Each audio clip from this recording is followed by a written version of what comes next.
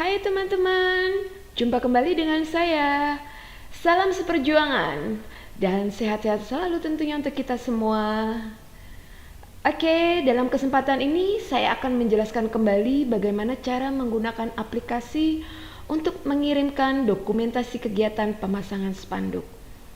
Baik, seperti yang sudah pernah kita bahas dalam sesi pelatihan, untuk mempermudah dan mengingat kembali, kali ini saya akan mencoba memberikan tutorialnya. Sebagai informasi awal, saya membagi panduan ini menjadi 3 bagian, yaitu yang pertama, proses pemasangan atau instalasi. Lalu yang kedua, proses registrasi supaya kita bisa login dan dapat menggunakan aplikasi ini.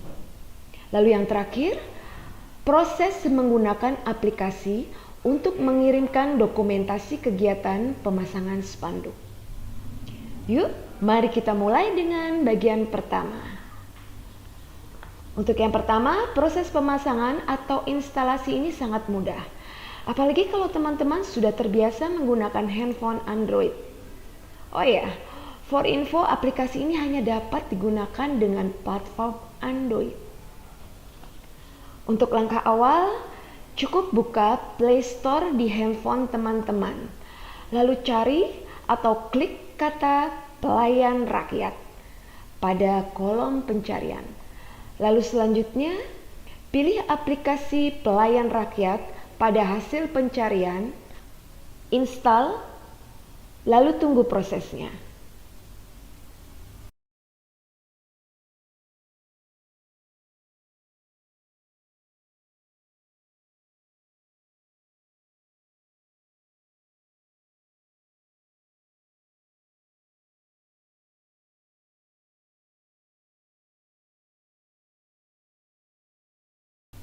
Selesai deh. Nah, sesimpel itu bukan? Next, setelah berhasil melakukan instalasi atau pemasangan, sekarang kita coba buka aplikasi pelayan rakyat yang baru saja kita pasang. Pada saat membuka aplikasi, maka akan terlihat tempat untuk mengisi ID dan password, lalu ada tombol register berwarna hijau terang. Untuk saat ini, teman-teman yang belum punya ID dan password, karena itu kita tekan tombol register ya, yang berwarna hijau, untuk melakukan registrasi dan membuat ID serta password kita masing-masing. Selanjutnya, kita akan diminta untuk mengisi sebuah form. Silakan teman-teman isikan informasi yang diminta, yaitu observer. Ini adalah username atau ID yang akan digunakan untuk login. Lalu ada first name, nama depan teman-teman.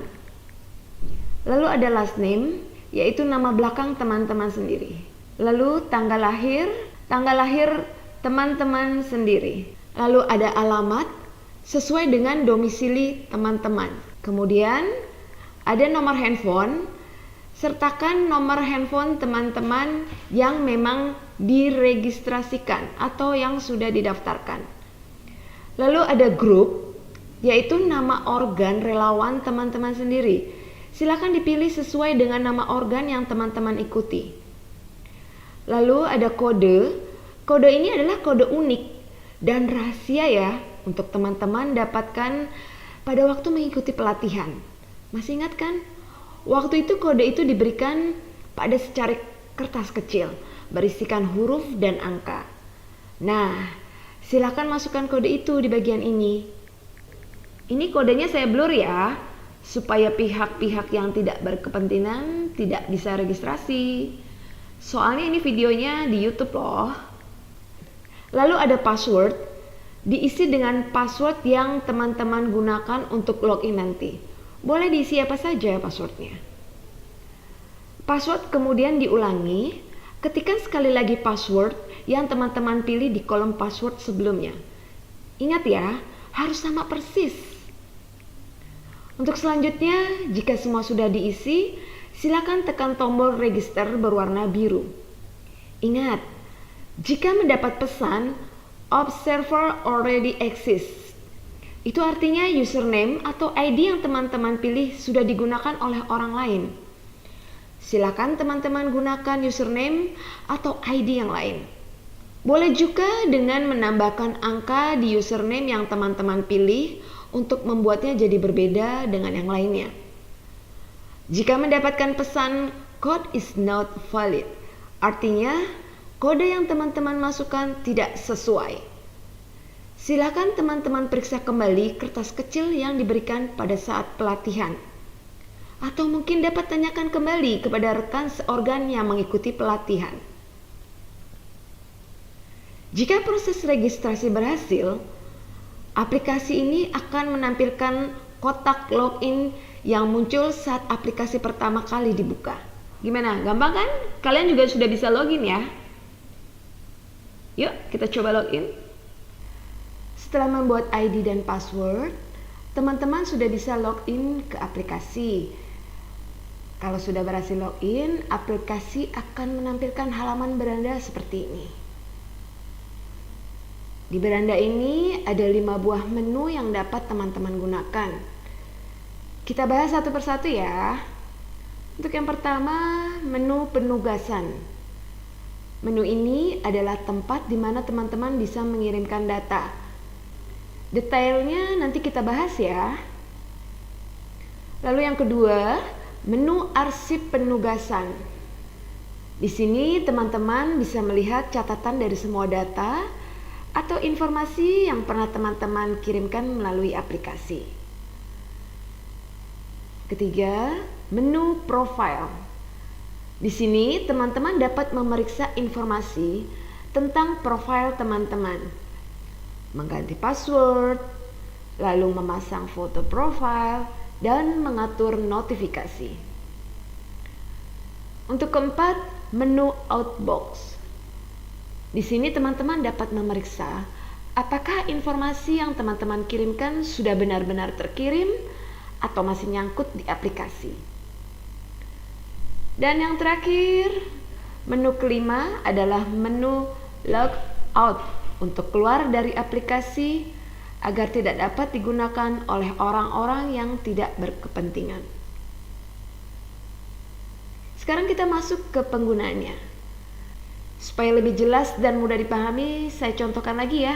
Untuk yang pertama, perlu dilakukan adalah menyalakan notifikasi. Caranya, masuk ke menu profile. Lalu tekan pada tombol notifikasi untuk menyalakannya.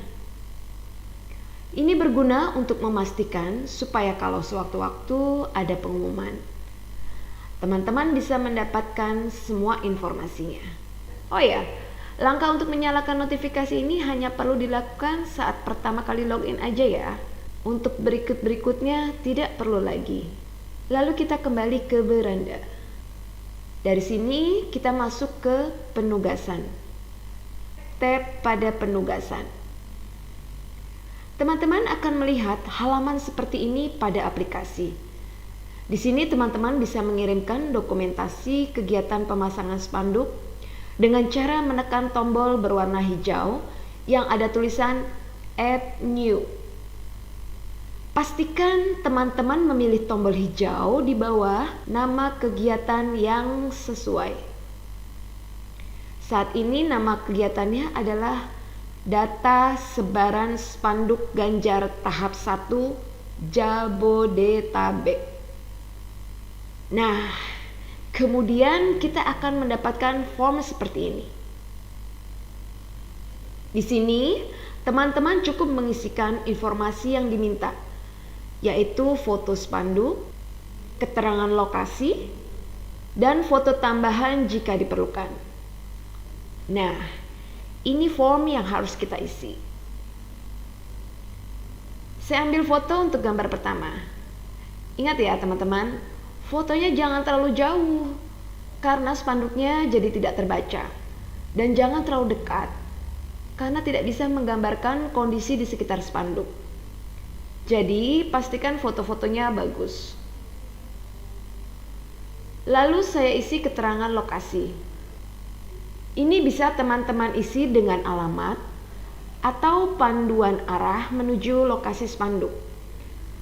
Saya isi misalnya dengan jembatan penyeberangan Jalan Sudirman di depan gedung Indofood.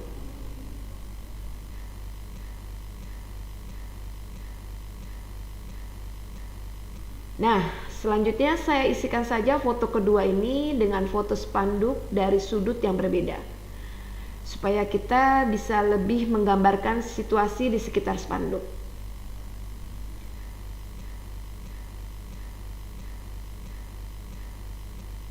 Oke, semua informasi yang diminta sudah kita isikan.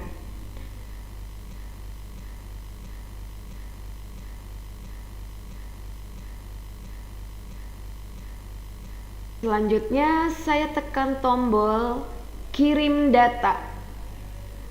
Proses kirim. Nah, selesai. Harusnya data-data tadi sudah diterima di server. Kita cek ya. Kita masuk ke outbox. Nah, tidak ada data yang menyangkut. Coba kita cek di arsip penugasan. Nah, ini dia data kita tadi. Labelnya ungu, tulisannya new. Coba kita lihat isinya. Ya, benar. Ini lokasinya sama dengan yang tadi kita tuliskan. Nah, saat ini proses pengiriman data dokumentasi kegiatan pemasangan spanduknya sudah selesai. Gimana? Nggak ada yang sulit kan? Gampang banget, teman-teman pasti bisa.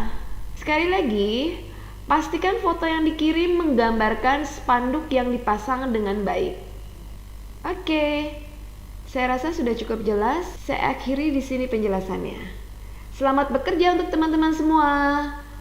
Kalau ada bagian yang kurang jelas, silakan diulangi lagi untuk menonton videonya dan bisa disimak secara pelan-pelan di bagian yang dianggap masih kurang jelas. Oke, dari saya. Sampai bertemu kembali teman-teman. Salam sehat selalu. Salam seperjuangan. Semangat!